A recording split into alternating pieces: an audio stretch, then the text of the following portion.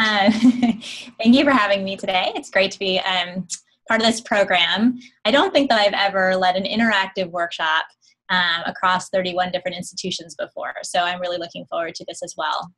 I understand that you've been already hearing from career panels and meeting with scientists in different types of roles and thinking about your careers likely a lot. Considering that you've applied for this professional development program. So I think my goal with this workshop is to, jumpstart the planning that you've already been doing and looking ahead for the next 12 months, and help you think of strategies for making that plan even perhaps a little more specific, more likely to be something that you'll follow through on, and to give you some strategies to help you move it forward with your career development specifically. So let's go ahead and get started. Now my computer's not responding. Let's see. Oh, here we go. Cynthia, can I just step in, and would it be okay if students have questions to just jump in and ask them to you? Yes, that would be great. I'm not going to be able to watch the chats coming through, but I know that you and Monica will be watching for that. So that'd be great. Okay, so guys, feel free to either jump in and ask a question or put it in the chat, and we'll flag Cynthia so that she can address your question. And also pause periodically at different transition points to ask about questions as well. Okay. So, I think professional development is all about thinking about your next professional step. Where do you want to be moving next? And how can you position yourself to be successful in doing that? As graduate students, when you're getting your PhD, research progress is going to be the #1 thing. And of course, everyone tells you that, and that's absolutely true. It's going to be absolutely critical. No matter what you do in your future, whether or not you're at the bench or doing actual experiments or leading others doing experiments, you'll still be doing things likely that are science related, or people looking at your CV will know you've gotten a PhD, and so will expect you to have achieved publications and some strengths in research. Then there's all these other skills, right? There's certainly technical skills that support your research and will be important for whatever you do in the future potentially, but there's what I call professional skills, right? And some people call these transferable skills, things that will apply to any career path. So you need to have really strong writing skills and presentation skills. Managing projects and time and resources is very important for any path you will be in. And I think a big one is this category that I fleshed out a little bit more, which is kind of around working with others, leadership skills, management skills, communication skills, understanding that there are personality differences, how these things influence your day-to-day interactions with people, how to manage people, how to understand how to hire people effectively, how to be able to fire people. Right? These things might feel far away to you, but with a PhD, you're likely to be managing people pretty early in your career. And so it's important now to start thinking about these things. If you go on to become a PI, what we hear from junior faculty, and I know from experience, is that the managing people is one of the most challenging things for junior faculty starting up their labs, more so than the research aspect. So while you're a student, even though you might feel rather far from your next professional step, these are the types of skills, all of these, that you need to build over time. And there's not one magic workshop that you can go to that will suddenly make you adept at them. You need to be practicing over time. And so this is a really key part of your individual development plan. The other thing is, of course, your career preparation, right? So having a sense of where you want to go long term, and probably a plan A and a plan B, kind of a, wow, I'm really interested in academic research, and I'm really interested in industry research, or I'm really interested in science policy, and I'm also interested in being at the bench in a company. So having a few focused ideas about what you might want to do, and then considering what types of skills or experience or even network that you need that are pretty specific to that sector or field or even job. So if you want to go on to be a faculty member at a primarily undergraduate institution, you probably need some strong teaching experience, teaching undergraduates or mentoring them in the lab. If you want to go on to do something that has more of a business tilt to science, you need to be able to demonstrate that you understand what that's about and even have had some experience. And a network is important for anything you do, whether it's going on to academics, right? That's about having a name for yourself, a bit in the field, going to conferences, meeting people, or whether it is going to the private sector or other areas. People are likely to be excited about candidates who they've already met. and they already feel like would be a good part of their team. And so that's very important. So this seems like a lot, right? It's a lot to accomplish while understanding that your research progress is the most important thing. And so how do you manage this? I think an IDP is a very good way to go about it. An individual development plan and thinking through what are your priorities and what do you really need to do in a strategic, targeted way will help you be more efficient and prioritize things to what's most important to you in your future. It also really behooves you to start early. And so thinking about these things, even if it's years from when you expect to actually apply for your first job.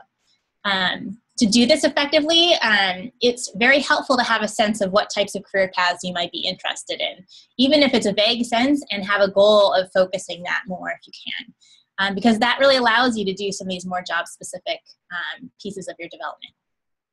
And it's also important to advocate for yourself. And I know in different cultures and for different personalities that may or may not feel comfortable, but it will benefit you a lot. And when I mean advocating for yourself, what I mean is recognizing, you know what, I need more mentorship in this area, and seeking out a mentor to help you with that piece.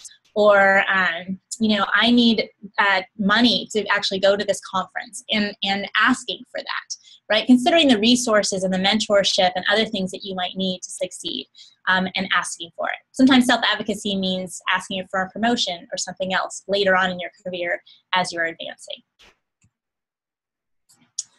So what is an individual development plan? An individual development plan, or IDP, I think at its heart is really, it's a plan. It's an action plan for what you're going to do in the next 9 to 12 months. And different people define this different ways, but for this workshop, this is how I'm defining it. It's about your progress and your research. I think that's a natural part of your development. It's getting projects done that you need to get done, right? But it's also about your development. That's the key part. And while our progress on our research, for example, is urgent and really important, the IDP is about remembering the things that are really important but might not feel as urgent, and making sure that we include those development goals in our action plan. So as I mentioned, this should be informed by your long-term career goals, right? So what I show here on this slide is, you know, maybe a pretty simple IDP that's organized in the bold sections. You can see different projects in this case, and the career and skill goals come on the next pages.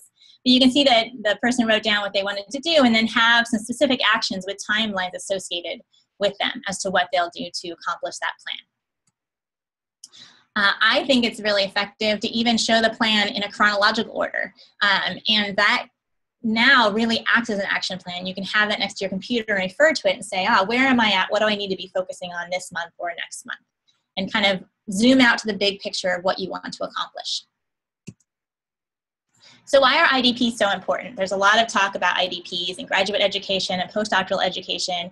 IDPs were actually introduced to the sciences in 2002, I believe, by a committee associated with FASEB, which is an organization of scientific societies that you're probably familiar with. I think of IDPs as really being important for you as professionals, right? Training now to move on to your professional career, right? Throughout your career, you need to be advocating for yourself and thinking ahead to what you'll need to succeed, and what will make you happy and fulfilled in your career, right? So for right now, you're kind of thinking about, how do I get through graduate training, maybe postdoctoral training, maybe not, and you know, what's my next step, and long-term, where do I want to get? And so therefore, what next step should I choose to get there, right? But in the future, you should also be doing IDPs. I think this is a lifelong skill, right? You use IDPs to consider, what should I do to get promotion in my next step? I fill out an IDP or create my own and use it to then have a really good discussion with my department chair about my own promotion as a faculty member, right? You may realize that you want to shift to another employer. Maybe your company is closing down the department, or you have a sense of that, or things are transitioning, or you just want to try something new. So thinking about what those career plans are and how you're going to navigate that transition. So this is really a lifelong skill that you can start as a student or postdoc and kind of make as part of your habit. Sigma Xi and other organizations have also looked at IDPs for scientists. The Sigma Xi study was maybe one of the most specific ones. And actually, this was probably in 2006, I think, published, and they looked at 7,600 postdocs and tried to look at a number of factors that impacted the postdoc experience And they were looking at salary, a lot of different things. One of the key factors that actually played a role in a number of measures was whether or not the postdoc reported that they had a structured plan and discussed it with their mentor. So postdocs who did do that showed that they had increased productivity, which in this case was higher number of first author papers and more grants submitted. They reported having fewer conflicts with their PI and increased satisfaction with their postdoctoral training experience. We don't know what the cause and effect is here, but it was one of the early studies that made scientists intrigued about IDPs being used in a science environment with trainees. I think IDPs are also really important because it's important for us to, for you, I guess, as students and postdocs, and us as scientists professionals later on in our careers, to really be proactive and think about what we can do to succeed. Careers are competitive. There's not really fallback positions anymore. They may have been decades ago, but that's long gone. And so it's really best to be strategic and to target careers that you find the most interesting or will be the best fit for you. So you really need to kind of watch for lucky opportunities, build your network, and be proactive about doing these things.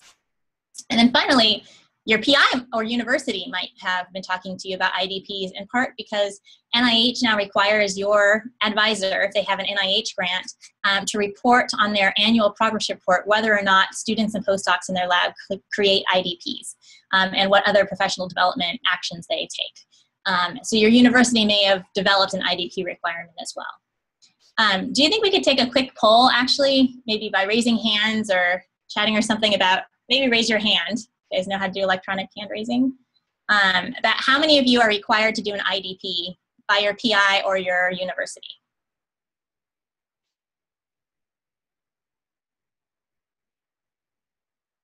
Can you see the hands, Cynthia? No. Can you tell me?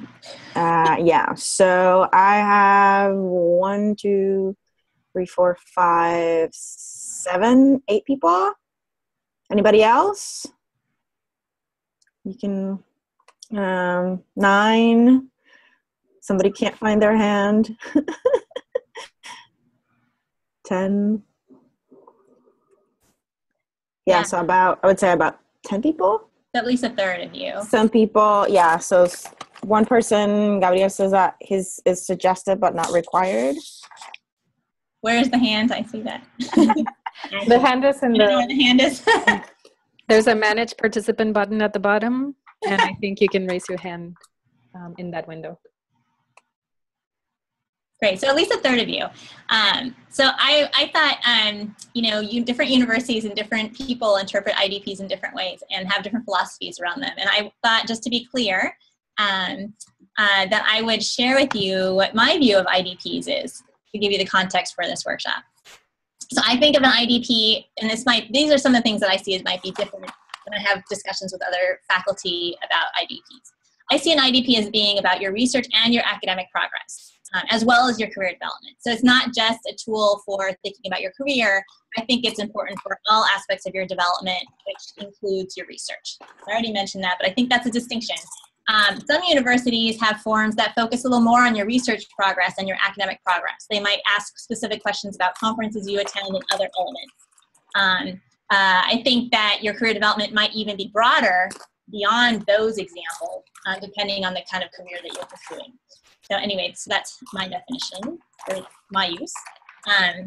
I think of the IDP as your document. So when IDPs were introduced by FASEB to the sciences, for postdocs, in fact, they put out a model for developing an IDP with a mentor and a trainee, almost implied being in the same room and developing it together. And what we've seen in meeting individually with students and postdocs is that some of you may not feel comfortable involving your PI or mentor or research advisor at that level of creating your development plan. And I think in reality, as a professional myself, I mentioned I make my own IDP. I'm not going to share all aspects of my career development with my department chair, right? Or my supervisor, for example, in whatever career I'm in. As a professional, I would think ahead to where I want my career to advance, and anything relevant to that I think is appropriate, I would then share and discuss with that mentor or the advisor, or whatever. So I think of this as being your own development plan, but that it should be heavily, it can be heavily enriched by discussing it with mentors, in particular your research advisor, who might be a mentor who knows you best. So that's my view on that. You don't need to have your career entirely figured out. I don't think it's a figure out where you want to go and then make a plan. And different people have different views on that. What I think is that it's really helpful to have career focus so that you can incorporate more specific goals for those careers in your plan. But if you're early enough and you're still not sure what you want to do, then I think your career advancement goals, a lot of them will be aimed at trying to figure that out. What career paths do you find especially interesting? And then finally, the IDP process is iterative. You don't do it once and then you're done. It's the kind of thing where you periodically come back to it. If you're going through a transition or thinking a lot about things, or your projects are turning over, you might need to return to your IDP in 3 months and make some, kind of renew the plan moving forward. Or you might, at least once a year, right? In January or in your thesis committee or at some time when you're going to remember, and it makes sense to do big picture planning. At least once a year, you should do big picture planning and think ahead. How has my progress been and what will I do moving forward? So we'll talk about that. So in this workshop, what I wanted to do was share with you the steps that I think are necessary to create an IDP in a thoughtful and meaningful way. I want to take some time to get you thinking about your own long-term career goals, and we'll have some discussions about that. Then I want to give you tips and some time to refine your plan. So as homework, you laid out some broad goals that you want to achieve. And I'd like to give you a chance during this workshop. I'm going to give you some tips and strategies for making that a little more of a specific action plan, give you a chance to refine that plan and get some feedback on it in small groups. We're going to talk about ways to maximize follow-through on your plan. You have goals in your plan because you want to achieve them, but I'm sure you, like I, often struggle with, following through on all of those goals. And things happen and things change, and how do you manage that? Sometimes people feel like having a plan makes you feel more stressed than if you didn't have a plan, because then it's just obvious to you all the things you're not doing. So I want to avoid that type of stress, and we can talk about that. Then I want to talk about how to engage mentors, a few tips for that, and then strategies for revising and adapting your plan. And I can leave you with a couple of resources. Are there any questions at this stage? About kind of what an IDP is, or? I have a comment. I am Liz from the University of Rochester. Okay. I've in the past, even before in graduate school, I didn't realize that I've done IDPs, but they were not formally known as IDPs, because sometimes I just wrote down things that I wanted to accomplish or do. So I think of IDPs and the concept of it as a way of having some sort of, what you've done, what you've accomplished, what do you want to accomplish as a tool to accountability. I think that's the big word, I guess. Like what have you done? Where are you going? What are you doing? And what can you improve, right? Because sometimes, even when you talk about skills like transferable skills, I say, I don't have management skills, right? But then when you look at your IDPs, you say, well, I've trained undergrads in lab, or, I juggle 3 different projects. So I think it takes out from the brain and put it in paper. You can see sometimes even more, physical, that there's many things that you don't realize that you've done that you could do to improve. So I see it, and that's how I see an IDP. Yeah, great. Absolutely. Yeah, many of you may have realized that you've been doing these kinds of things. And I think a key, what we're talking about, is writing down your plan. I think most of us, to get to where you are today, you've probably done this at least mentally, right? And part of an IDP is putting it on paper and writing it down. That's great. Thank you. Okay, so how do we create an IDP? I just kind of want to give you, my IDP is a great tool, of course, right? I think so, and there's forms that you can have, but I think you don't even really need a form. You can do this on your own, right? And I just wanted to give you the fundamentals of what I think are the steps to create a thoughtful IDP. So first is to self-assess, kind of a reflection piece, right? Just like Liz just mentioned, right? So taking a few minutes, right? Once a year or more often, sit back and think, okay, what have I accomplished, right, in this year or in the last few months or since I last did this reflection, right? What challenges have I faced? What obstacles have come up? Are those things that are in my control? I didn't manage my time well and maybe I got distracted by things, or are they things out of my control, right? Like I finished my paper and I put it on my mentor's desk and they didn't give it back to me for 3 months or 2 weeks or however long it feels. Right? What are your skills? What are your strengths? What are areas in your skills where you might want to improve and even prioritize improving this year? And what are your long-term career goals? Kind of a double check as, where do I want to go? And maybe that's changed since last time you thought about this kind of in one piece. And I think you think about a lot of these things as you go along, but it's really helpful to sit down and just take stock in one sitting across all the things that you're wanting to accomplish, your development goals, your project, etc. Where am I at? How are things heading? And it'll give you a sense of where these different realms are moving forward. Okay, so the second step is then to start writing down a plan. And I find it easy to start sketching a plan by writing down my broad goals, just kind of big picture, what do I want to accomplish this year? And so in this document that you might be able to see on your screen shows some examples, right? So some project goals, or I want to write a paper, write some skills development goals. I want to improve my X-ray crystallography skills. Maybe I want to learn about industry trends as a career advancement goal. So those are pretty broad goals, things I want to accomplish this year. And I think the important thing to remember here is that it should be a development plan. Don't forget about yourself, right? So not just your project and research goals, which you probably do when you prepare for thesis committee meetings, but also include your career development goals and your skills related goals. Okay. Then I think you really get specific. And I'm writing down SMART goals here. We'll talk about what SMART goals are, but you want to have kind of, what are the specific things you will do? How will you accomplish these goals? What will you do this year to accomplish these goals? So what are the actions that you'll take? When will you do them? Associating timeframes with them. So this is where you lay out your specific action plan. And what you're seeing here, I call a thematic IDP. It's kind of like got those themes, those broad goals, and then underneath them, I just sketch out the steps I think I need to take to accomplish those things. To do this, to make a specific action plan, you might need to talk to people. You might need to get advice. You might need to Google to find out, what conference should I go to? Talk to your advisor. They recommend 3 conferences. You look them up.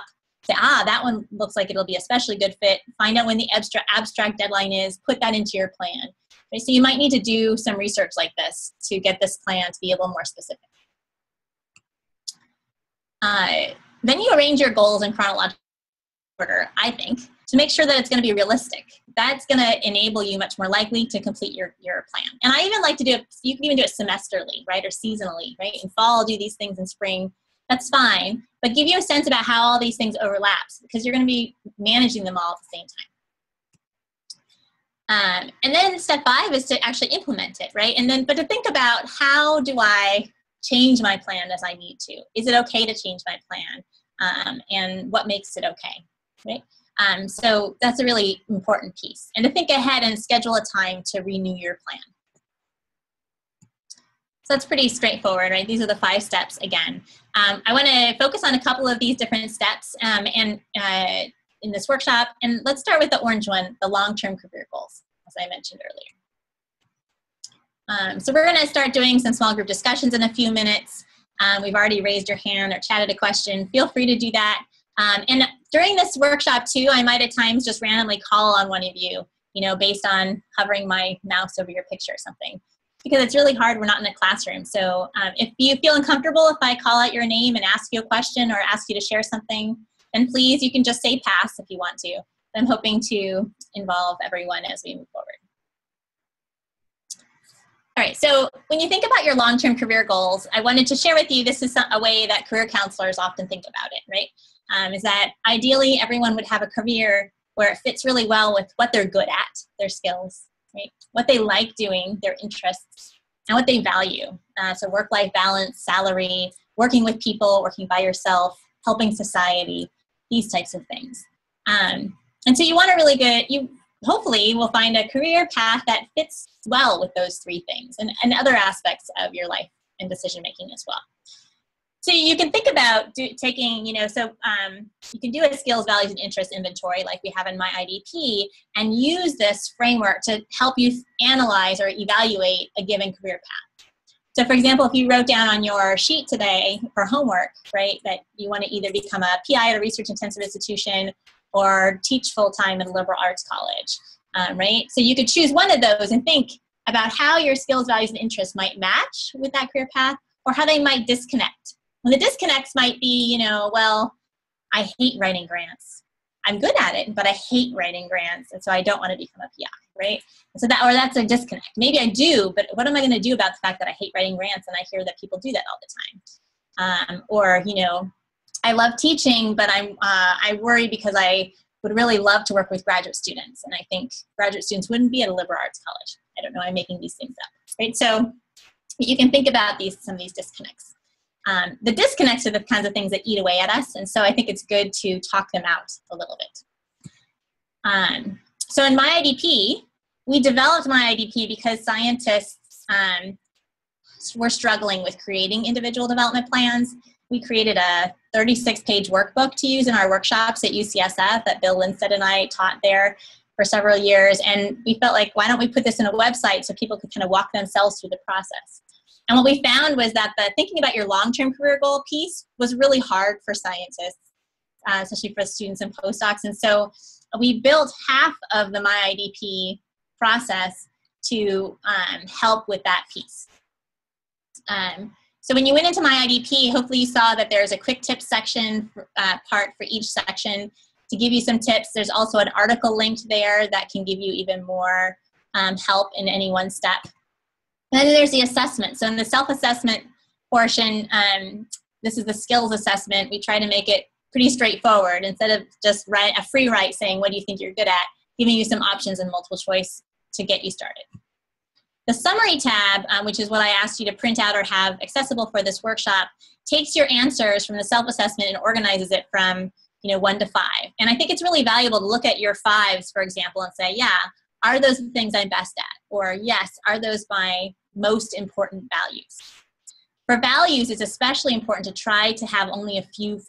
So if you felt like everything was important, which many of us will, what I'd love you to do later after this workshop is try to narrow it down and get your 5s down to 7 or fewer, maybe even 5 or 4 or fewer.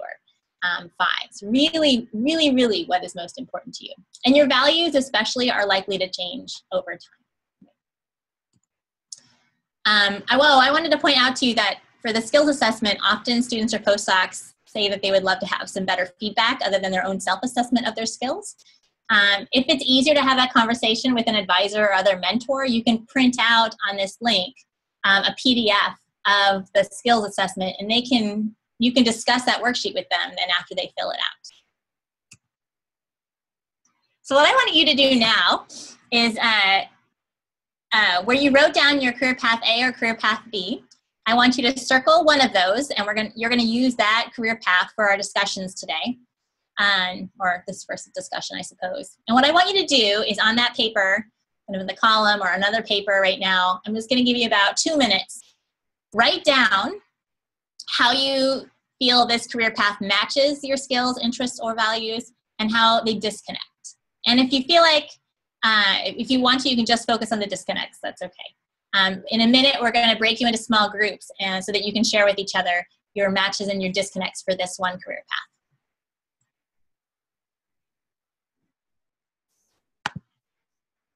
Okay, great. So they have 2 minutes starting now? Yes. Okay.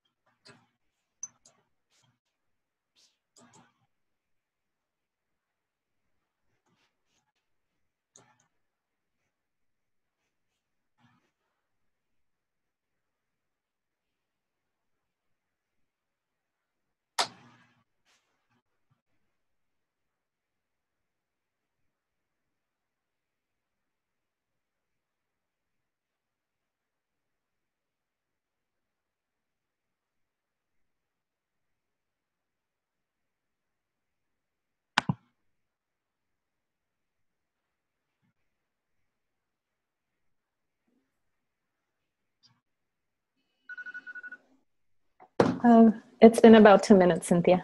Perfect. So why don't we go ahead and break into 3 groups. Oh, groups of 3, I mean. So what I want you to do is first, it probably won't take a minute, but just briefly introduce each of yourselves if you don't know each other in your group already, and choose one person to be a timer. Okay, so we're not going to be able to go into all the different groups and remind you when 2 minutes is up, but I want to make sure everyone has a chance to talk within the group. So 2 minutes per person. Timer, you're in charge of that. And what I want you to do is share maybe just one way that your career path matches and one way it disconnects. And then in the 2 minutes, if you have more time to talk, you can share a little bit more or discuss. Okay? So 2 minutes per person. And in 6 minutes, we'll pull you back to the big group. Okay. Do you want to tell them anything about how this will work? Yes. So in a little bit, I'm going to start all the sessions. And so it'll take a couple of seconds for your screen to change from the main lobby to your breakout group. So don't despair if it doesn't seem like anything's happened. It'll take a couple of seconds. And then you'll all be there in your subgroup, and you can, talk to each other. The same tools apply. So it's just like if you were in the central lobby. When the 7 minutes are up, we're gonna close all the sessions, and you'll have a 30-second alert that you're gonna be pulled back into the main lobby after 30 seconds, okay? And before I break you guys out, I had to ask a couple of questions. Neisha, are you gonna participate through Jaileen's computer or through the phone connection? I can chat if you want, because I have my computer next to me. It's just that the camera is not working. I think if I can put both of you in the same room. Okay. Yeah. Okay. And then Asleen, I notice you're on the phone. Yes. Okay. You're going to be able to talk to your colleagues. You just won't be able to see the screen or anything, but I'm going to put you in a breakout session too, okay? Okay, thank you. And I just want to emphasize, it might look like the whole thing's closing down. Wait a minute. That threw me off the first time when we practiced. It'll open up again with your group. Okay. All right, everybody. See you in 7 minutes.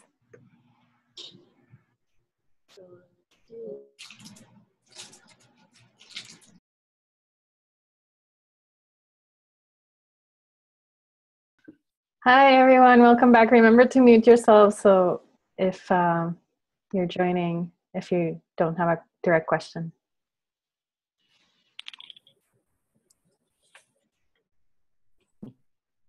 Okay. Great. Can I see a raising of the hands if you like the breakouts function? I wanna. It's the first time we've tried it, so. Oh yay! It was too short. Yeah, I know. It is too short. We have a lot to accomplish. It's always too short. Is it always random, or is it the same group always? We're gonna have the same group every time, but it could be random as well. Awesome, thank you. Does someone who hasn't shared yet want to share your thought from that discussion, just briefly before we go on? Or does anyone have a question?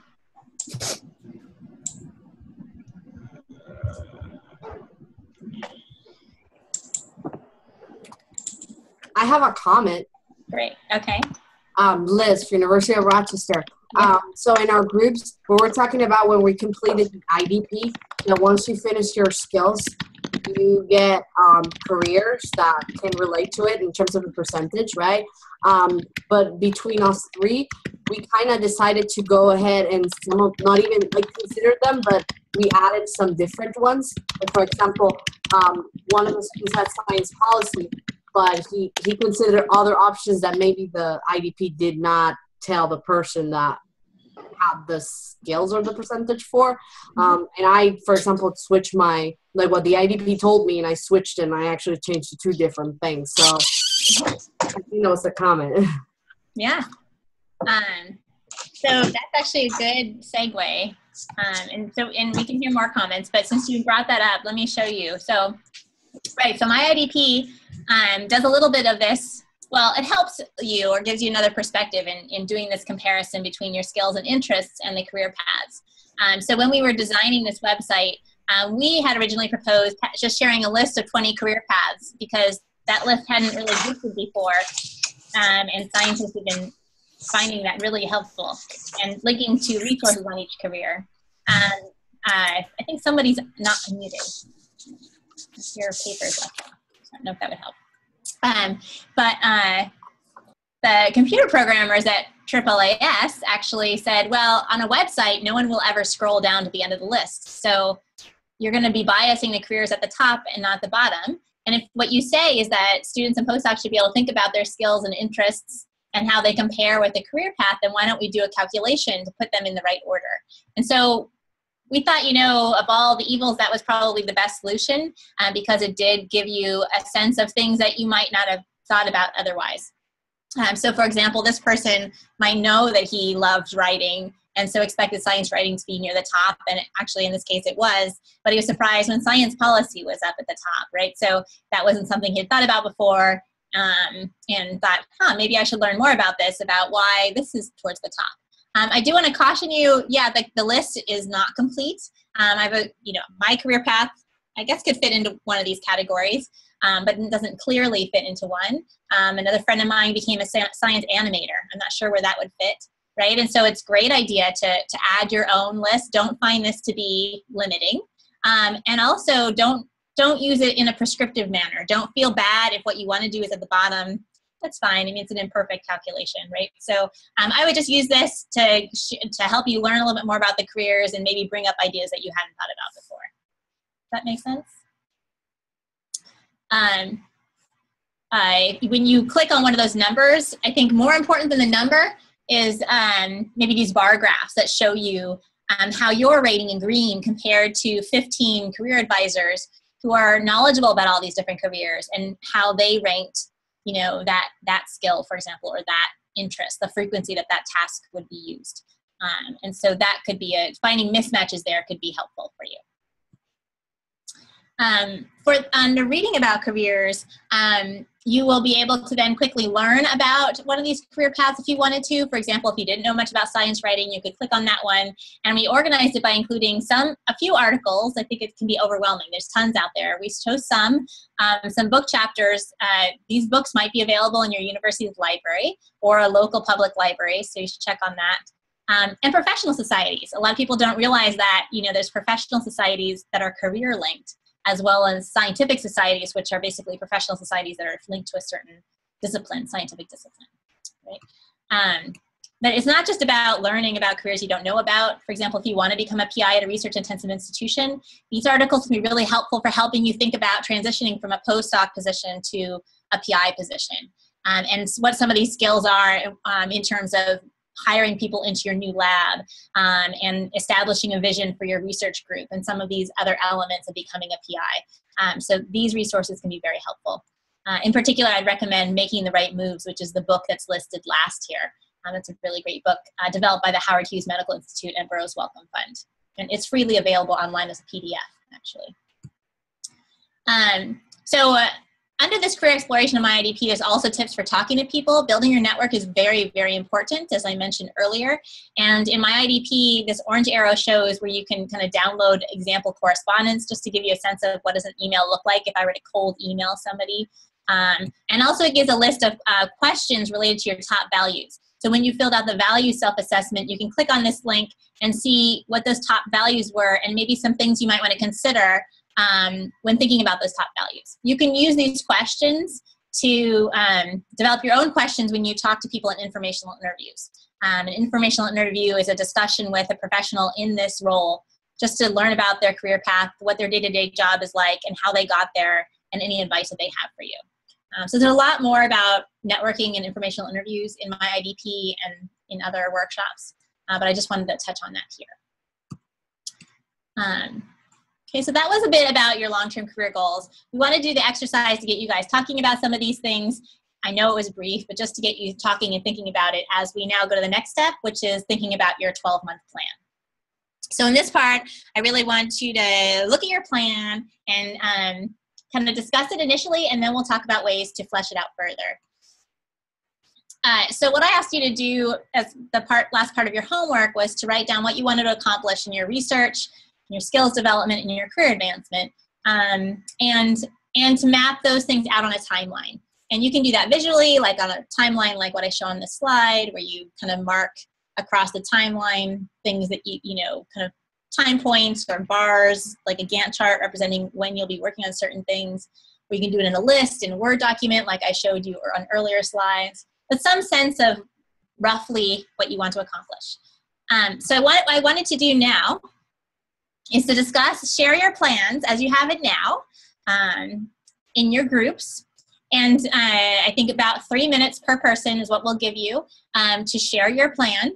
You can hold up your plan, right? Like, not a plan, but you can hold up your plan, right? And kind of just show people. They won't be able to read it, probably with screen resolution, but they can get a sense of, you know, whether you drew it out, whether you listed it. It's interesting, I think, to see how different people plan. And kind of talk through what your priorities are for this year. Okay, and then in the next part of the workshop after this discussion, we'll get you starting to become more specific. But right now, it's gonna have to be just a very, very brief, simplified overview of your plan, because you only have 3 minutes per person. So timer, I want you to be ready again, all right? So you're gonna have, actually let's do this. Let's do just 2 minutes per person, because you have groups of 3, and I wanna make sure we have enough time. 2 minutes per person, and then I'm gonna give you an extra 3 or 4 minutes just to briefly discuss in your group any similarities or differences in the plans.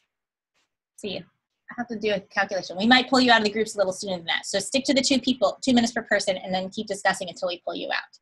Okay? Are there any questions? So about 10 minutes? Yeah, I think I'd rather keep this to 10 minutes.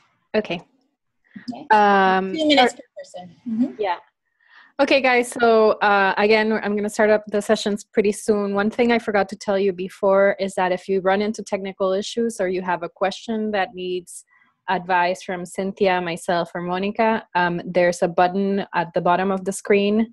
Yeah, I think it's at the bottom where you can request for one of us to join your group. And so please feel free to use that. You can also leave a session to talk to us, and then we can reassign you to the group. All right. Oh, and I have a quick question. If you have an electronic version of your plan, they can share their screen within the group, right? So yes. You would find the button at the bottom of your screen that says share screen, and one person can share it at a time, okay? And then you select the window in the menu that comes up, you select the window and then click share, and they'll see the screen. Correct. That's at the bottom of the screen. You have to have your document in your computer. All right, guys. See you in 10 minutes.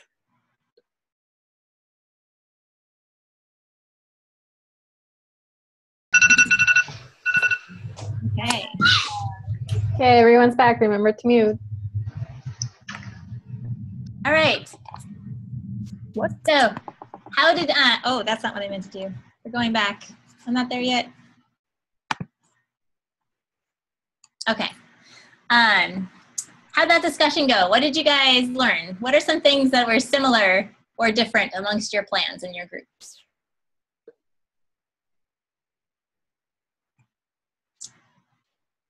Aurora, could you share? Oh, unmute yourself first. Yeah. So one of the things that were common between all my group members were that we need to develop the networking skills, and also that we have to publish just before we get into the postdoc. Yeah. Great. All right. Leslie. Leslie? What was something that was different amongst the plans in your group? I think we're all heading the same place, but doing it in different ways. And so we sort of help us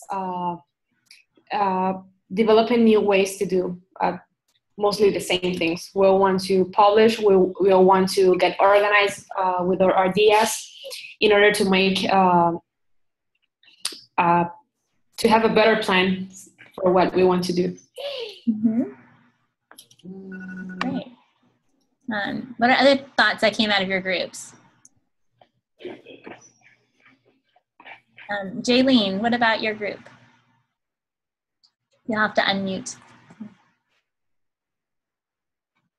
So we were a lot of writing. We were talking, at least the four of us, our main goal was to write and publish. So we were thinking about around which time we will be writing. So it will be around the spring, fall term, or the summer term. So mostly publishing. Mm-hmm. Seems to be a common theme. Yeah. Yeah. So some similar types of goals in your plans, it sounds like. What about your planning style? So different people have different styles of planning, right? Some people, the first stab at planning is a very, very detailed plan. And other people, you know, it's more loose or free-flowing. Did any of you in your groups notice those types of stylistic differences? Cynthia, Liz, I just wanted to, in my case, I only had a 6-month one just because I'm in a volatile stage in my career. So when I told my peers, it's like, well, I couldn't think of in a year because I don't know if any of these are going to work out. So I would just rather keep it at 6 months. Yeah. So that's right. That is definitely a common thing, is if you have a career transition or if things are changing a lot, it's hard to plan in advance. So you might have a shorter term goal, IDP at this stage. Christian, I noticed, was also nodding his head. What were your observations? Christian. You have to unmute yourself. There you go. Yeah. So yeah, I was nodding because I thought it was very interesting. We ranged from not organized to very organized. So in my case, I know that I'm this type of person. I know in my head what I'm doing, and I was laying it down.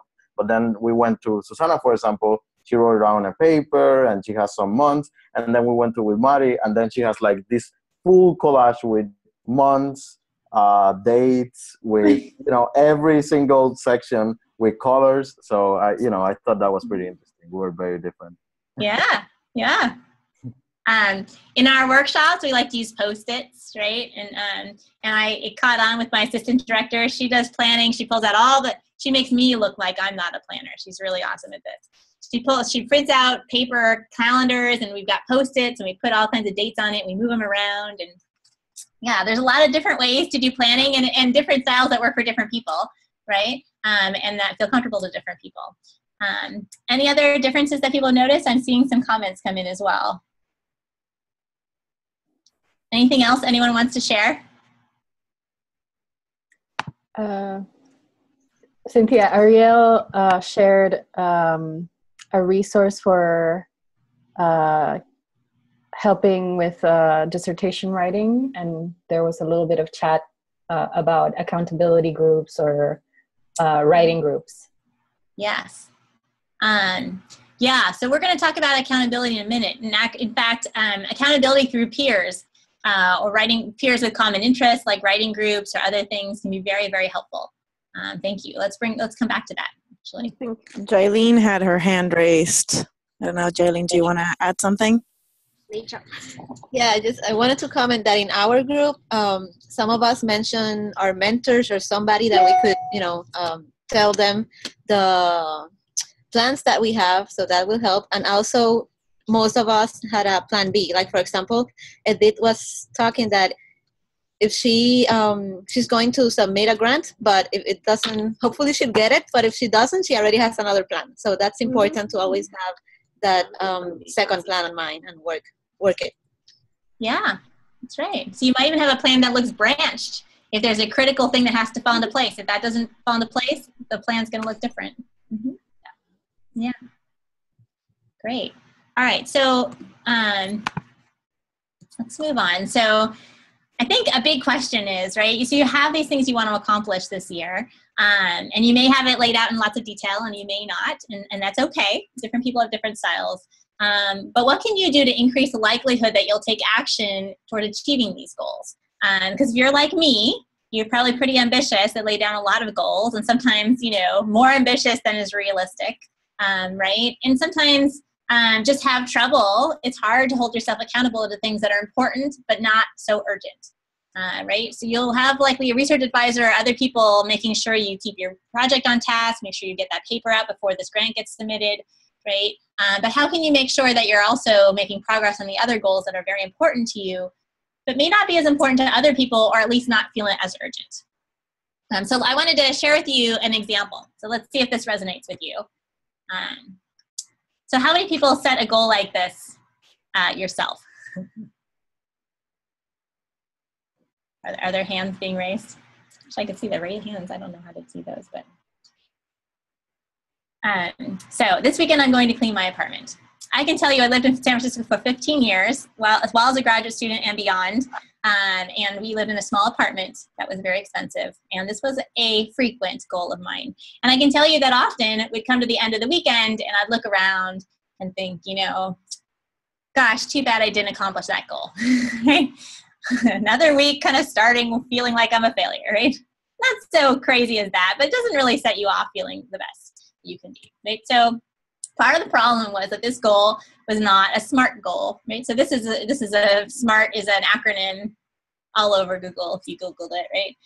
It's about writing goals that are specific, measurable. So this, you know, I guess as specific is about my apartment, I'm going to clean it. But what does clean really mean? I can tell you that different people have different definitions of clean. So that's not really measurable. It's action-oriented, but you don't really know how I'm going to clean the apartment or what exactly am I going to do to get it clean. It wasn't realistic for my situation. And it was time-bound, so that's fine on the weekend. But there's ways that I could have made this a better goal for me to accomplish it, right? So this was something that I started trying, right? By Sunday at 8 p.m., this was a while ago and there was no Hulu or Netflix, right? So if you wanted to watch your favorite show, you had to watch it at the time it showed on TV. So here I was wanting to get my stuff done by that time so I could relax, right? I would dust the living room shelves, scrub the bathtub, and vacuum the floors. So that's 3 specific things, right? They're action-oriented, so they each have a verb describing what I'm going to do to get the apartment clean. They're realistic. It's just 3 things. I could totally manage that. I even look at it and think, oh, not a big deal, right? And they're time-bound. But if I did 3 different things each weekend, then over time, the apartment would be clean and stay clean, right? And what I did was I would write this kind of thing, let's say on a whiteboard on a refrigerator. I could share that with my roommate or my spouse or partner, but I could even just write it up there and know that when they open the refrigerator to get the milk, they're going to notice this list. And that way I'm holding myself accountable because I've decided not only to think in my head that I'm going to do these things, but I've written them down in a place where someone else can see them. And now I'm thinking to myself, well, I better do this because they're expecting me to, even though we didn't even have a conversation about it. And so now I'm even more likely to follow through on these goals that I wanted to accomplish. Does that make sense? So what I've kind of done is I've taken a goal that felt kind of big, like writing a paper. That's kind of a big thing, and sometimes it's hard and scary to get started on. I've broken it into smaller pieces that are action-oriented to define what I'm going to do. I give them a timeline. And I think about a way, I realize that this is not going to be my favorite thing to do, and it's not the most urgent thing. No one's going to be mad at me, maybe, if my apartment's not clean, right? But I want to hold myself accountable, so I found a way to do that. So that's the kind of the principles. These are kind of tasks. That's not, an IDP is not about tasks like this at a weekend type of time frame, but we can use these same principles and example to apply to our science goals. So let's think about this in terms of our research, our career advancement, and our skills. So for example, like project goals, like your research, right? Broader goals might be I want to write a paper and submit it. I want to present at a conference. Right? These are project goals. So how would we break these down? I think for writing a paper, this is a common way to do it, right? And you don't have to do this. If writing a paper, you just dive in and it's fine and it works for you, great. But a lot of people find that it's helpful to map it out this way, right? First, I'm going to identify and sketch the figures. Then I'm going to draft the materials and methods, et cetera, et cetera, et cetera. And these are SMART goals, right? I'm going to draft, I'm identifying, I'm sketching. They're actions of what I'm going to do to accomplish these things. I don't give a timeline here, but let's say I would meet with my research advisor and say, hey, you and I discussed it's time to write this paper. Next week I'm going to bring in our meeting, I'm going to bring with me the figures that I've sketched, that I'm going to sketch for this paper. And I'd love to get your feedback as to whether these are the right figures for the paper. This is basically the right outline for the story. And then the following week, and each week after that, I'll bring you in the next section of the paper and the next piece that I've been working on. So now by saying that to my research advisor, I'm holding myself accountable because I've now told that person and he's going to expect it. And so I would do that strategically, right? Even if he didn't, I had kind of a bigger picture type of advisor who's traveling all the time with a lab of more than 20 people. So in reality, I could have taken months to write the paper and he might not have noticed because he's so busy. But by telling him, I'm deliberately trying to hold myself accountable. Okay? Even if he forgets, if he remembers, I don't want him to look badly on me. So I'm going to follow through and get it done. So that's an accountability plan and SMART goals. For your research, right? So let's say a lot of what you're doing is experiments, right? It's hard to outline a timeline for experiments, and a lot of people feel like that's futile anyway. So what I suggest in your IDP is to include research milestones. So if by June 1st, I don't have this protein complex purified, something's got to be going wrong. I've been working on it for 6 months, but I do think these two new techniques should work. But if it's not done by June 1st, I need to just go talk to a couple different other labs, get totally different perspectives on this, or even talk to my PI about dropping this project because I've been working on it too long. So these kinds of milestones are really helpful because I've seen students and postdocs, colleagues, right? Like we're in the work day to day so much that it's hard to tell when you've been plugging away at something, feeling like next week I'll get it, and the next thing you turn around and 6 months or more have passed, right? So it's helpful to have a sense of how long is this taking me and when is it the right time to take a major shift in approach. So I think of it as milestones. That's how I would set SMART goals for research. It's a little bit different. So are there any questions about kind of the SMART principle or doing it for your project goals?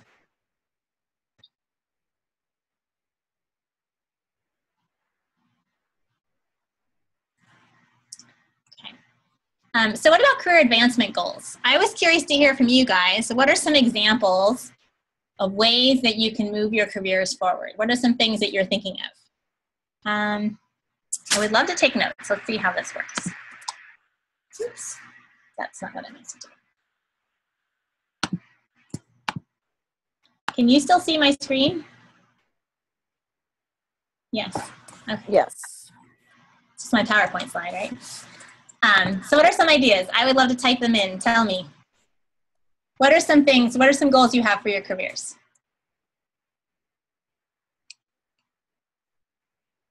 You can just unmute yourself and speak up. Not all at once. I have an idea.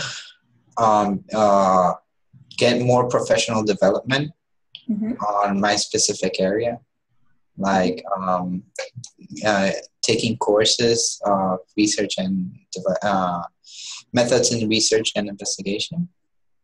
That's an example.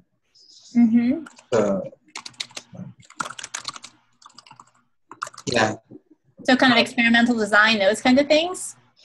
Yeah, like professional development, like very specific for my area of expertise.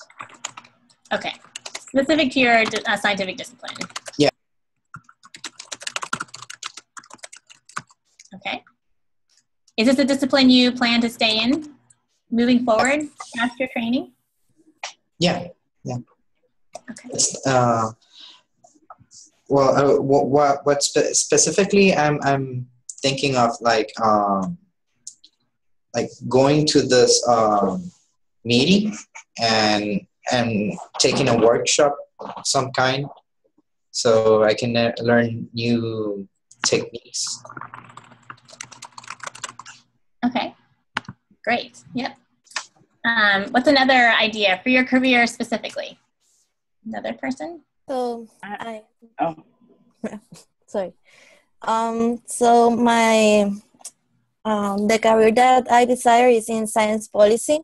So I have a big career goal of applying for a science policy fellowship. But for that, they are going to ask me about science policy issues. So a small goal for me will be to read the science policy updates emails from AAAS at least once a month. Okay, great. Okay. Omar, do you want to share with us? Like just unmute your microphone and share.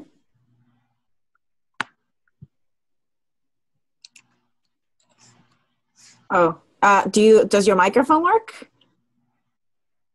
Omar has just shared, so I'll just read them. Okay. So Omar, on this chat, he says, increase career development, such as experimental design and non-academic approaches in industry. Base competencies such as GMPs, SOPs, SOPS, postdocs in industry. Regulatory. That's regulatory affairs. Oh, okay. Like, I was like, I don't know what that is. Good manufacturing practices, like how to make a product, and there's like guidelines to make it, and you cannot deviate from that. Thank you for saving me. I didn't know what practices, other things. Awesome. You can also, if you're looking for a postdoc position, you can go to a meeting where the PI that you want to do a postdoc in, basically with the lab that you want to do a postdoc, and meet the PI and talk to her. Basically, start talking to the person that you want to work with. Good. Yeah, if you can even reach out to them ahead of the meeting if you see that they're attending, and try to set up a meeting, like 15-minute meeting. I'm going to the experimental biology meeting, and I often do informational interviews with people for them or for myself during a big conference like that. Good. Yeah, I agree with what Kelvin suggested. And also, it's a good idea to let them know if you're going to present a poster or give a talk, and let them know like which day. Maybe they're busy, but if they have some time, or someone from the lab will be there, and just to get your name out there. Good. I'm just going to add present a poster or talk. I know that idea was linked, but yes, good. Other ideas for anyone still learning about career options and have that kind of as a goal?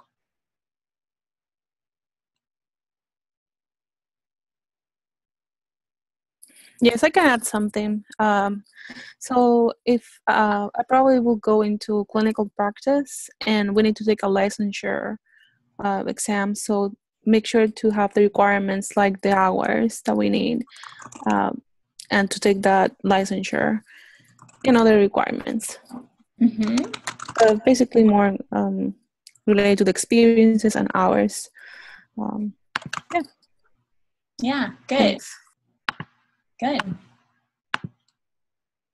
Anything else? Those are really great examples. So I yeah, is there another one? Yeah.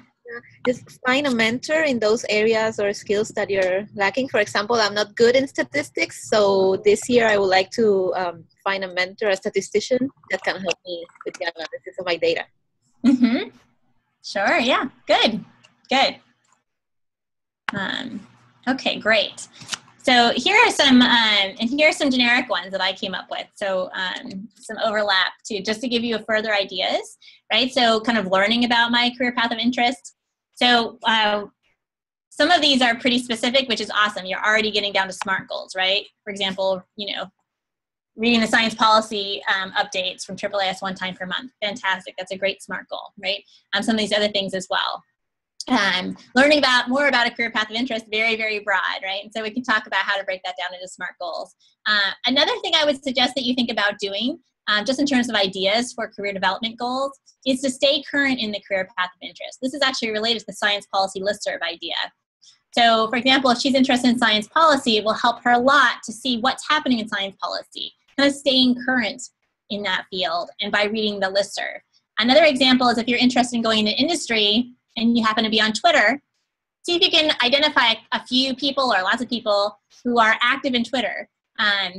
Like a regional organization, like in Massachusetts, there's Mass Bio. In San Francisco Bay Area, there's Bay Bio. There's kind of sometimes large organizations bring together companies, and they'll post on Twitter things that are happening in industry, right? This company closed, this company opened, there's this new finding at this company. Or you can follow certain companies that you're especially really excited about, like Genentech or Genzyme or Merck, right? And so if you follow them, you'll find out what they're developing, what their new advances have been.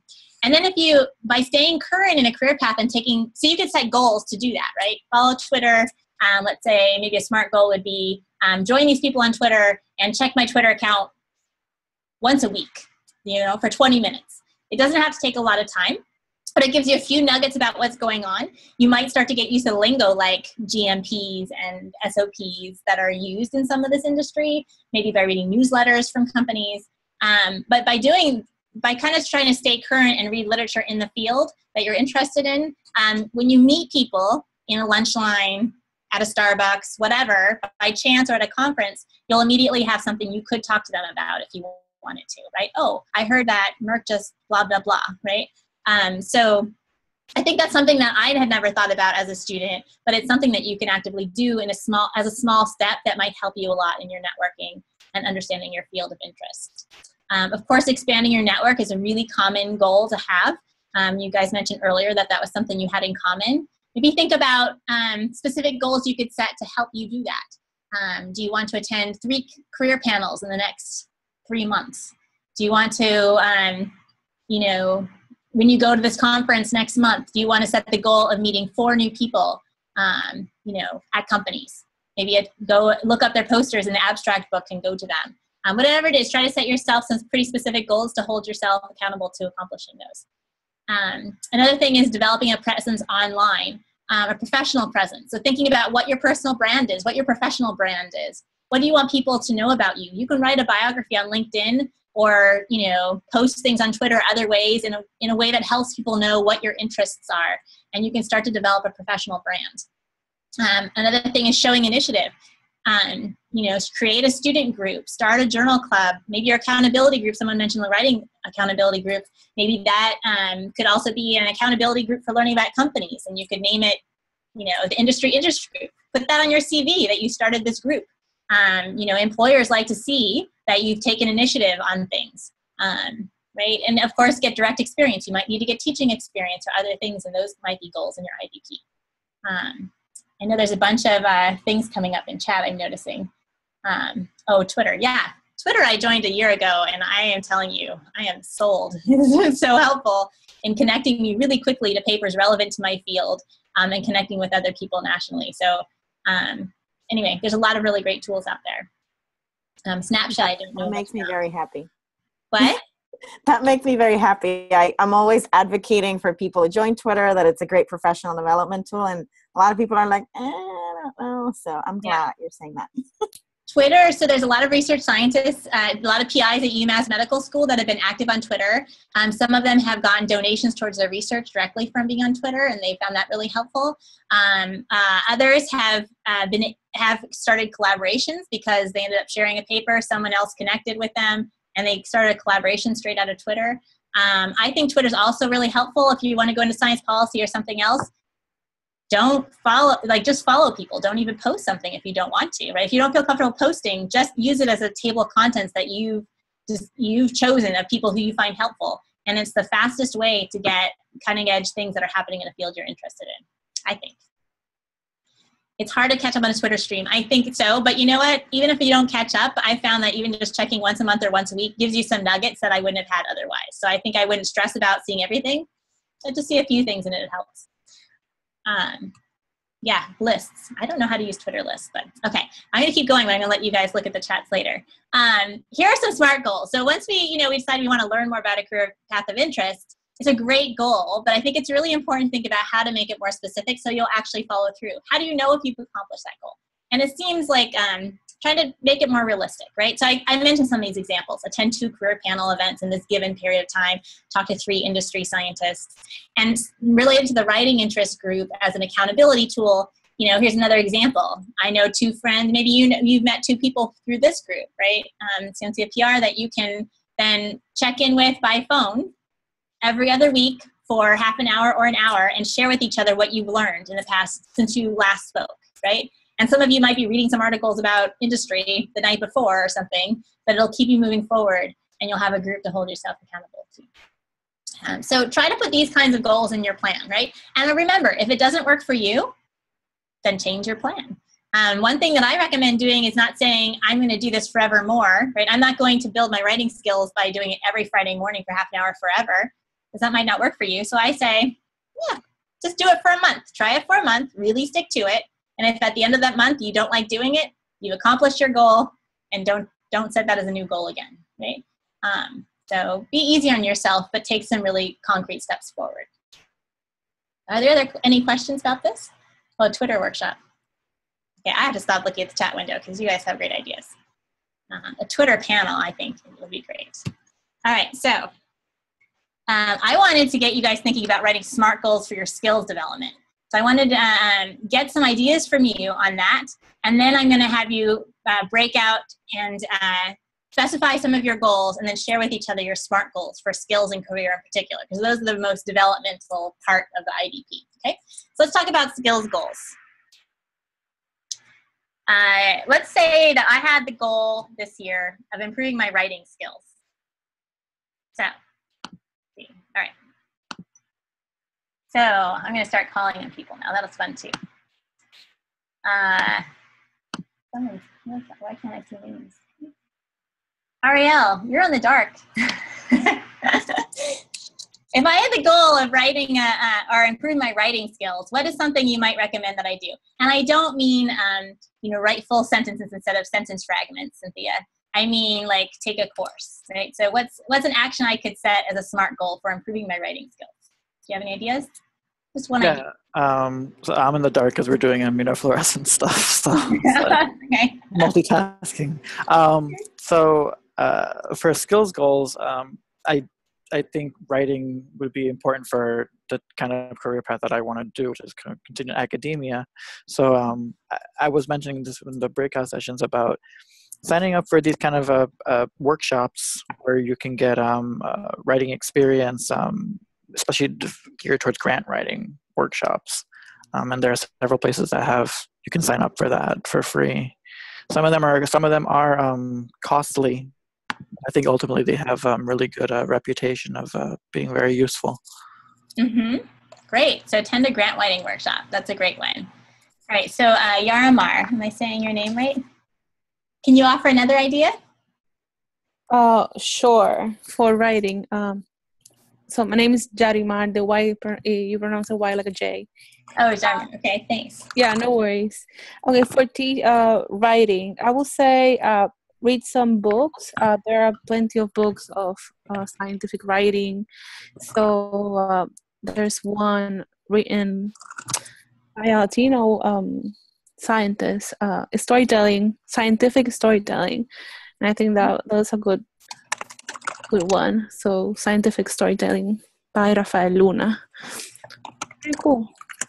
Great. Good. Thank you. Marvin, what's another example? Oh, unmute yourself. Yeah. I'm thinking, I'm looking for opportunities in the industry. So I think that maybe getting the Lean Six Sigma certification will help me a lot. Oh, yeah, that's good. What about writing skills? Pretend that, or I want to... Oh, writing skills, I'm sorry. When you want to improve your writing skills, what would you suggest doing? Writing skills?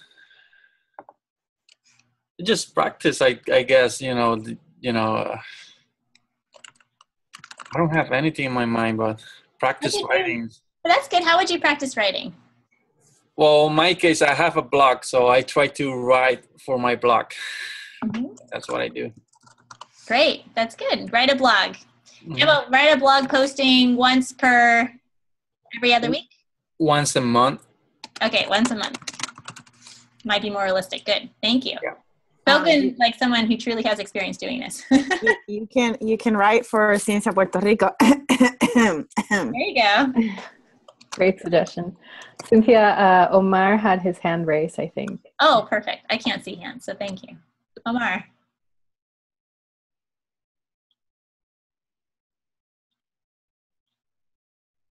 Omar, I unmuted you if you want to speak. Try it out. No. All right. Jailene has her hand raised. I would comment that for good writing, I think it's also important to read. So you can do like journal clubs and discuss different papers, different styles in a group. And that's a way to improve writing as well. Okay. And Lynette also has her hand raised. Hello. I think it's if you let your PI know that you want to improve your writing skills, maybe when they get asked to write reviews or chapters for a book, and maybe those opportunities, they can let you write it, and then you edit you let the PI edit the chapter or whatever review, and then that could be very helpful. Great. And you can even ask your PI for feedback, right? Yeah. Writing. Good. Any other ideas? I think Anna has her hand raised. We'll take one more, Anna. Hi. So I was also thinking that a good idea would be to ask for feedback of people that have been very successful at getting grants. Because sometimes even if you practice a lot, there are maybe some certain styles that are good for actually making your grant successful and for it to get accepted. So to get advice from people who have been very successful at writing grants. That's great. So perfect. So I'm going to stop gathering ideas there and then share with you. I've been typing this into a table you may have noticed, and I think that's because these ideas are falling into a framework, right? The things in the first column are really about getting training. So gathering new strategies, right? So get new strategies by reading a book and saying, oh, you know what? I haven't been writing that way. Maybe I should try that. Or that was a great idea, reading and discussing different styles of writing papers to give you a sense, right? New strategies by looking at how other people do it, which is related to the idea of choosing a colleague who writes well and looking at some of their grants or other things to ask them advice, right? What aspects of your writing do you think are strong? What's your advice for people who are writing, attending a grant writing workshop? Often in workshops, they hand you all these strategies, right? So that's getting training. The middle column is about practicing. It's not actually good enough to go to a workshop. You really need to, or read a book, or you need to practice it, right? And that was a really great point. So writing a blog, absolutely. Have your parents read it or something if you don't feel comfortable yet, making it really public. But writing a blog or doing something else to actually be writing is a really good idea. Asking your PI to help you write a book chapter or a review will give you a publication as well as giving you practice. But here's the thing, and this is a value in having an IDP, right? If you recognize in your IDP that writing skills, as an example, are really important to you and you want to prioritize developing those skills, then when you do write that book chapter, first of all, you can advocate for yourself and say, hey, this is something I want to work on. Can I help you with, this is my idea. Can I do something like this with you? And second of all, maybe you could even read a book. Maybe you could do some of these other things to get new strategies at the same time as you're writing that chapter, right? And ask your PI to give you feedback, not just edit it, but give you feedback on how you might improve your writing in the future, right? Not just correct it and just submit it. Do you know what I'm saying? And so by thinking ahead to how you want to develop, you can make some of these opportunities that happen already in your research more deliberate training opportunities for yourself. So you're going to get training, practice, and then get feedback is the last piece of the framework. So this is kind of how I think about setting up SMART goals for my skills development goals. So anytime, let's say you want to learn a new technique, like X-ray crystallography, you want to develop presentation skills, you want to, develop knowledge in GMPs, other things, you might want to follow this framework and think about, do I need to get training and get more strategies? I should certainly practice, and how can I get feedback? And these are generic ways that you can do those different things to give you ideas. Okay. So what I want you to do now is look at your plan, identify anything that's related directly to kind of career development or your skills goals. So for right now, kind of ignore your projects. I think it's pretty easy to break projects into SMART goals. So let's ignore this for right now. Let's focus on the development part of your IDP. And what I want you to do is write down the actions. If you don't already have SMART goals, write down the actions that you'll take to develop these goals, and think about an accountability plan, all right? Especially if this is an important but not urgent plan goal, how can you kind of try to hold yourself accountable to that, right? I'm going to give you about 2 minutes to do that, and then we're going to break you into, maybe 1 minute to quickly write that down. We're going to break you into small groups. And we're not going to have as much as 3 minutes per person. Maybe we'll just have one person in each group share theirs, okay? And then we'll come back as a group. So go ahead and write down your SMART goals. What actions will you take? What's your accountability plan? Okay, they have some time right now to write their SMART goals. They're just writing right now. Good.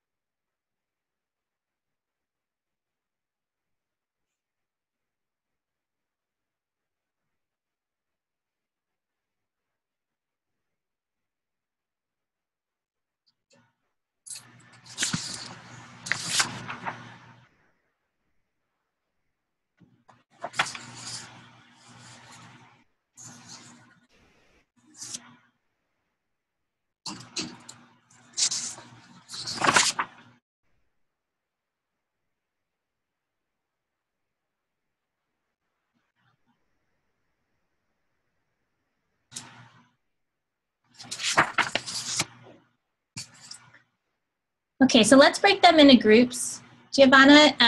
But in each group, we're just going to give you 3 minutes total. So I bet each of you could just very, very quickly, don't give rationale for your goals or why you have them, right? Just list, say, this is the broad thing I want to achieve this year, and these are the SMART goals or the actions I will take to do it, and this is my accountability plan. Just very, very brief so you can try to get through everyone if possible in the 3 minutes, okay? Just to share some ideas. And I want to share with you, there's also a strategy for having these groups and having you write things down.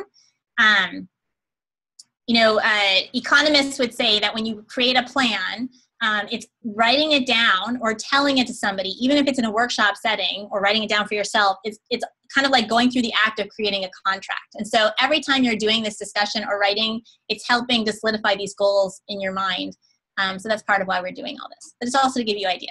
All right, so Giovanna, can you put them into groups? 3 minutes total, then we'll pull you all back. Okay, guys, see you in 3 minutes.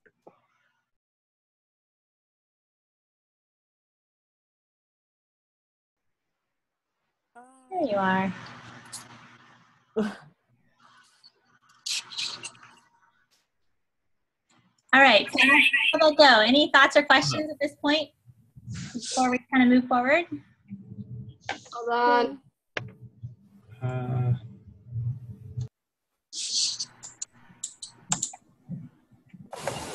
What was the question? I don't hear any questions, but you can jump in with one. We have 15 minutes, so I want to keep moving. Oops. So I just want to, oh, yep. Question? I think it was feedback from your microphone. My microphone? Yeah, no. So nobody was talking. You can continue. Oh, okay. Thanks. So I just wanted to share with you. That in my IDP, if you're using that and you want to use that to set goals, it has a goal setting portion. And I'm hoping, we're working with AAAS, I'm really hoping that we can make this a little less linear and a little more interactive and kind of drag and drop goals or something cool like that. But we'll see what happens. In any case, in here, for example, if you wanted to set skills goals, it brings up your list from your self-assessment. You can click the couple of skills that you want to work on. I wouldn't choose too many for a given year, for your IDP anyway. And from there, then you can type in each of your SMART goals. So each of the actions you'll take, maybe there'd be 2 or 5 actions for any given skill you want to develop. You can type it in here. And we have you type in a start and an end date so that down on the left-hand side where it says My IDP Summary, if you click on that in My IDP to print your report, when you print the report, it will show you, it'll organize your goals by month. And so this gives you automatically a chronological version of your goals, which was great because back in the day I was, by hand moving all my goals around. So this means you can then edit a goal because you think September looks awful, let's change this, so that September is a little more realistic, and you can change the dates on your goals to do that. Having a start and end date, I think, is important. Often when we plan, we have a deadline, but by having a start date, it means, you know what? I've got to get this paper out next month. I've got then a grant due, fellowship due, let's say, right? The science policy fellowship due. So I'm going to really start working on my presentation skills that next month. So I know that's a goal in my IDP, but I'm not going to feel guilty about not working towards it because I don't need to work on it till then. I'm going to start working on that in June, and I'll work on presentation skills more directly from June till August, right? So I like the idea of having start and end dates because it kind of frees your mind. You've captured that idea, but you're not worrying about it before you get it done. So that's what my IDP can do for you. They can put it in chronological order, organize everything together, and it will also send you emails once a month reminding you of either any goals that you scheduled for this month or any goals that you haven't marked as complete yet. And so that can get annoying. What you can do is you can click on that blue update link and then click the completed check mark, which is a really nice thing to do. And then it won't keep including that goal in your monthly reminder. Or you can just turn off the emails, which is also fine. So when we do workshops at UMass and people bring in their whole IDPs with their SMART goals, everything broken out in detail, and we put them up and we do a poster session where people present their IDPs for the year in small groups facilitated by senior students. And there's some common reactions that you might be starting to feel already, right? So one is, wow, this is so clarifying. I have my plan for the year. It's such a release to have this roadmap. I'm all set to go. You know, people who love planning love this exercise. People who love planning, so those of you who don't like planning, don't worry, you're not going to be alone here. Everyone ends up feeling like this is daunting. Like, how can I ever get all this done? What was I thinking, right? So this is a really common reaction. I want to share with you that it doesn't make planning bad. You had all these ideas in your head anyway, and if you're like me, you're just going to probably not accomplish all of them. It wasn't a realistic set of goals anyway, and you're just going to feel bad about it. Instead, now you have it all laid out, right? You're realizing this is not realistic, and you can deprioritize things or move them around, right? Or pick and choose, right? You know what, it'd be ideal to do this, but it's not really essential to my goals. I can meet that goal in this other way. And so it kind of allows you to set yourself up for better work-life balance, really, and hopefully more strategic moves that are better prioritized moving forward. So, so let's talk about kind of maximizing your follow-through. We've touched on a lot of these tips already, kind of review those, talk about engaging your mentors, and then I think really important about revising and adapting your plan. So we've talked about how important it is to write down your goals, right? People have found that you're very much more specific when you write down something versus if you just think about it. And also the value, of course, of writing down is you can see everything laid out in front of you. You also want to specify the actions you will take. That's what we talked about before in terms of this having SMART goals.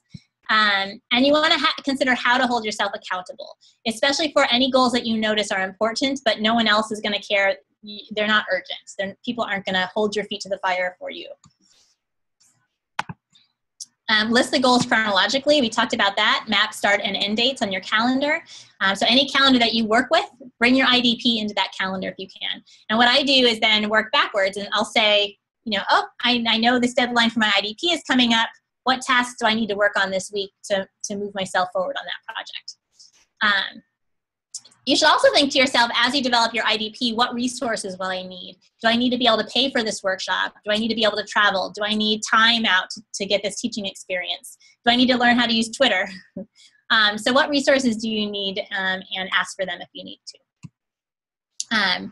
Then finally, you should be talking to people about your IDP, and you should also be checking in with yourself. So maybe set a date on your calendar to check back in and decide, you know what, I'm going to renew my IDP and look at my progress 3 months from now or 6 months from now, whatever makes sense for your plan. So in terms of talking to mentors, I wanted to touch on this a little bit. You're going to have another sessions later where you talk about discussing things with mentors. But I want you to really think about having a team of mentors. There should be multiple people who help you in how you move forward with your plan. So no one mentor can know everything. Right? And different personality styles might make it easier or more difficult for you to get mentoring that you need from different individuals. And a lot of mentors, research advisors, other people are very, very busy. So they can't, your research advisor might be the best person to give you mentoring in research or in presentation skills, but maybe it's not the right person to help you in writing skills or thinking about your future career path if it's something other than academics. So I would suggest thinking about the different people who can mentor you and the strengths that they have and how you can use each of those strengths. When you do talk to a mentor, and I think in particular your research advisor, I would suggest really thinking about ahead of time how you're going to strategize the meeting about your IDP. So you might ask your mentor, you know, in our next weekly meeting, I'd like to have kind of a big picture meeting and discussion about my progress in the lab and where I want to head from here. And I'm going to bring to the meeting, you know, some of the goals that I have in mind for what I want to accomplish this year. You don't have to mention an IDP. You can just describe it that broadly, but give your advisor a heads up that it's not going to be a meeting where you look at all the results of the last experiment, that they're ready for a big picture meeting too. Ahead of time, think about what your purpose is for having the meeting. Do you want to get feedback on your plan? Do you want to get feedback on your skills or how you're progressing? Do you want to make sure that you both have the right expectations for your project? Do you want to ask for help in getting a skill developed? Do you want to ask them to introduce you to different scientists in the field you're interested in? So really have in mind what you want to get out of the meeting so that you can make those asks during the meeting. Are there any questions about meeting with your mentor or engaging your mentors in using an IDP?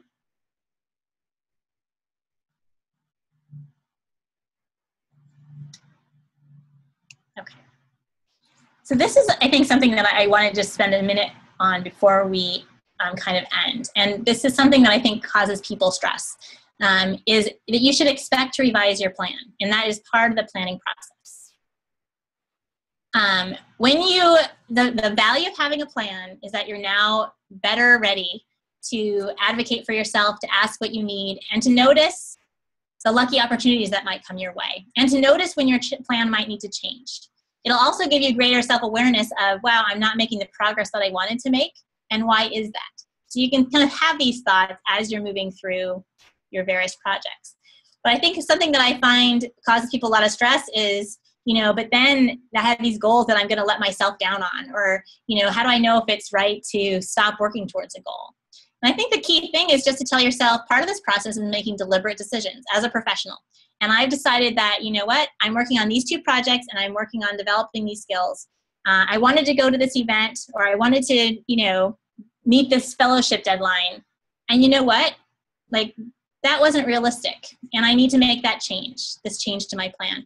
And you know what, maybe this other thing is not as high priority, or, you know, whatever it is, but then feel good to yourself that you are a professional making a good, deliberate decision, right? I've decided not to move forward on this goal, and that's the right thing to do in these circumstances, and then move forward, right? Don't stress or worry about it. So I think that's a really key thing to keep in mind. You guys chatting about here.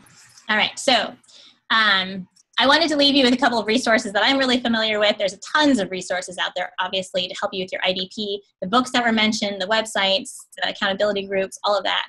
Things that I've mentioned include My IDP, and you can just find it by Google. You've been in there already. But there's also these articles that can help you think about using My IDP, and if you Google My IDP article, you'll come up with a table of contents of the special collection. And our website, I want to encourage you, feel free to come to our website. It's career.umassmed.edu. And we've tried to develop our website in a way that makes sense in alignment with My IDP. So we have a section called Navigate with a Plan that includes the example IDP that I showed and some tips for creating IDPs. It also has a section dedicated to career pathways that gives even more resources and ideas for staying current and networking within the different categories of My IDP careers. And eventually we'll also get in there more resources for the professionals. Hey, Cynthia, there's a question from Omar about what's the best approach to discussing an IDP when your mentor is really busy. So do you have any suggestions on what you can do when the person has a limited time to discuss the IDP? Well, I think you would know your mentor best, perhaps, but I think that's especially good time to have an agenda ready, right? To really think about what's the purpose of having this discussion and what are the key things I want to get out of it. Even if you have a 15-minute IDP discussion, you might be able to get something worthwhile out of it. And maybe consider what are other mentors who have more time or more compatible to giving you, you know, kind of more thoughtful, deeper, or more frequent advice. Does that make sense? I don't know if that helps. All right. So I think there's some next steps for you guys as a group. You started to refine your plans and create, SMART goals and an action plan in this workshop. I'd encourage you to finish doing that so you have a plan for this year that's specific and actionable. I would keep track of resources that you need to enact your plan and ask for those or find those in some way. Consider how you'll hold yourself accountable. Recognize when you're behind on the goal. Just consider why. Learn from that. Is it something about you? Is it something about priorities changing? And just make a deliberate change to your plan and be forgiving to yourself. That's fine. This is how we learn. This is how we move forward through life. Changes happen. And advocate for yourself. Watch for opportunities that might be a lucky, unexpected opportunity. And having thought about this and doing this reflection will allow you to recognize those things better than you would have otherwise. And identify and engage multiple mentors, especially if your research advisor is more busy and less able to help you in these ways, right? And I would suggest renewing your plan every 6 to 12 months for anyone. And if you're in a transition period, like Liz had mentioned earlier, even 3 months or so, right? So I kind of want to leave you with this thought, right? That planning with an IDP, I think, can help you in a lot of ways. It gives you this time, if you set aside an hour to do this, just at home or on a weekend or something, where it's quiet, there's quiet space around you to do some planning once a year at the minimum. It gives you an opportunity to consider the big picture, to really be proactive earlier on what's important for you and your own career progression. It'll help you focus your efforts and realize that you can't do everything and you need to prioritize certain things. It'll allow you to come in with a better, more specific agenda when you do ask for help from your mentors. Those discussions with your mentors, especially your research advisor, can help to clarify expectations on, well, I was hoping you'd apply for this fellowship this time. I want you to make sure you prioritize that. Good to know. So you're all on the same page. That can minimize conflicts and maximize your productivity at the same time, right? And I think it's really important to think about this as being helpful for your career development, but also for your research and benefiting you as a trainee moving forward. All right. I'm happy to take more questions. I'm planning to stay on here for the next several minutes, but I want to thank you for your participation and good luck. Thank you, everybody. So it's a little bit after 4, so if you need to sign off, that's fine. We're gonna share the video privately with the fellows. And there's some follow-up that we will be sending you more instructions about with respect to your IDPs and getting other viewpoints on it. But Cynthia, are you gonna stay a couple more minutes? Yeah, I'll stay on. Mm-hmm. Okay. If you need to log off, thank you, and it was great to see you again. Just gonna look at your comments here.